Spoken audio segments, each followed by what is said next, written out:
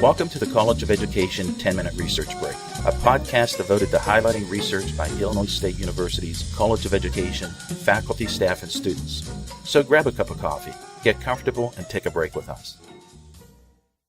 Hi, I'm Tricia Class. Today I'm talking with Christy Borders, Stacey Jones Bock, and Nikki Michalak, who all work or teach in the special education department. The chapter that we will discuss today focuses on the principles of differentiated instruction and universal design for learning and responding to the educational needs of students with emotional and behavioral disorders. Welcome, Christy, Stacey, and Nikki. Thank you. First, could you define differentiated instruction and outline the four classroom elements where differentiation can occur? Absolutely. Today's classrooms are incredibly diverse, and they're diverse in many areas that many people don't think about as diversity.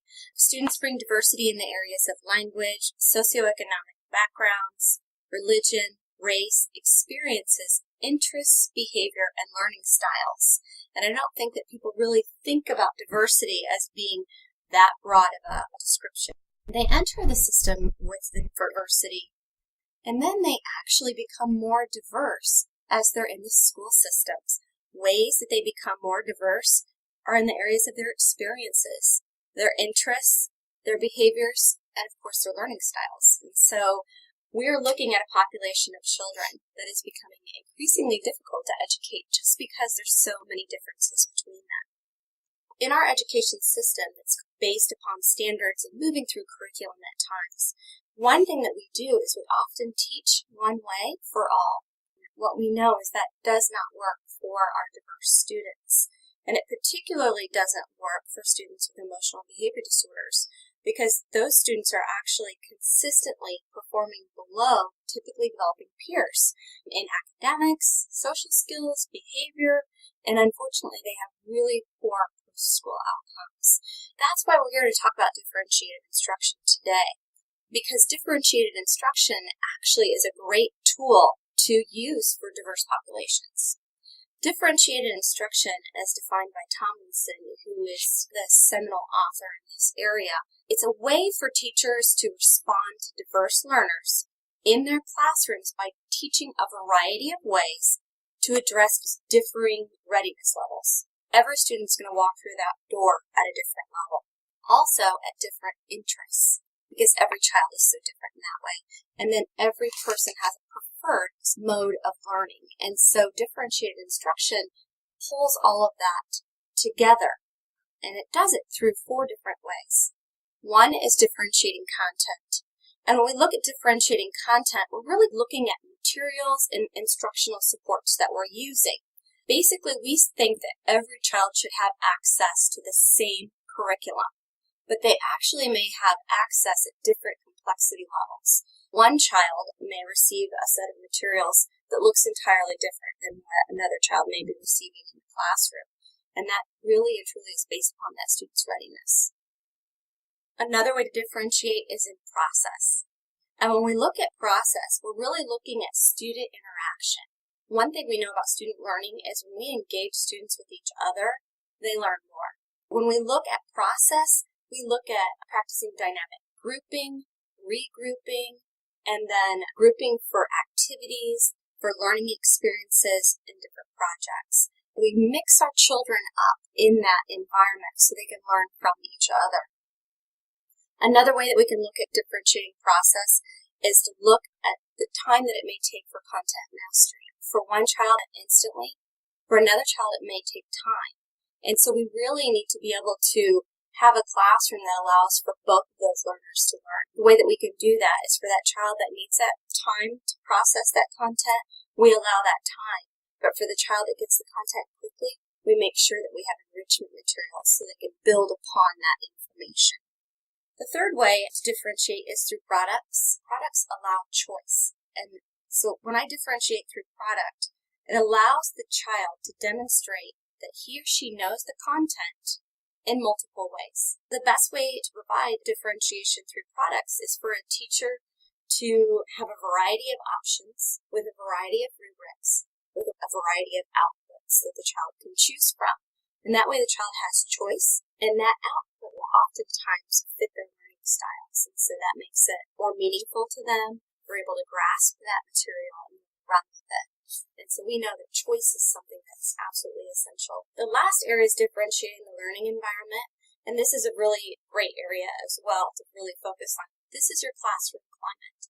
And you have to build your classroom climate through the procedures that you enact in the classroom. You have to have spaces for independent learning. You have to have spaces for group learning.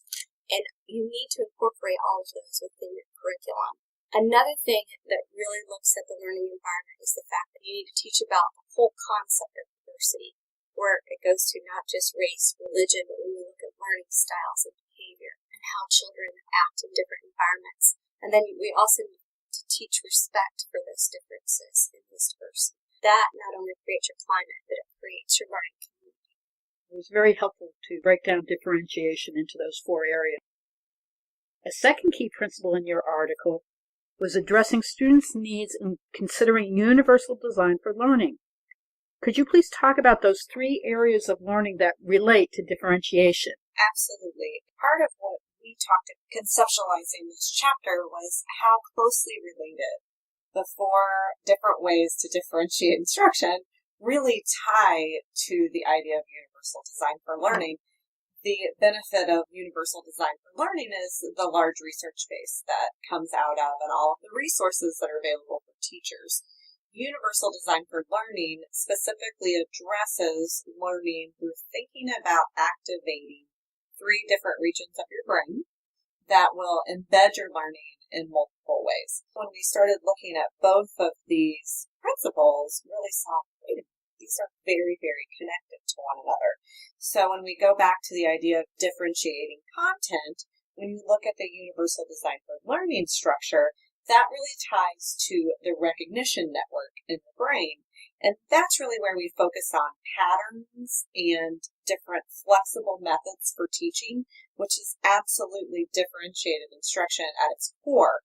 It could include things like providing multiple exemplars for students, so where one student may only need one, other students may need more or different examples. It could mean using different media.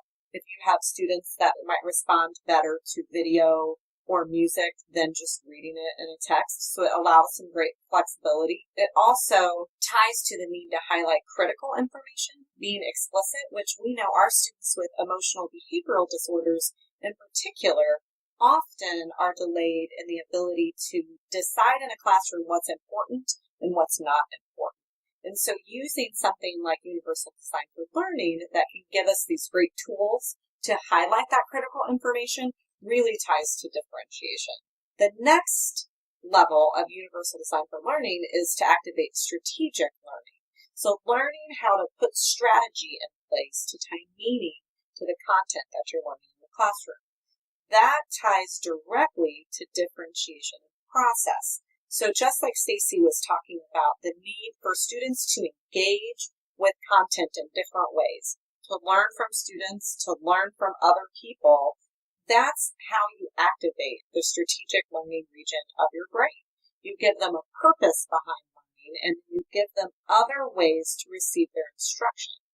Kids with emotional and behavioral disorders really respond very well to strategies like direct instruction, where maybe a general education teacher may think I'm going to teach in this one strategy.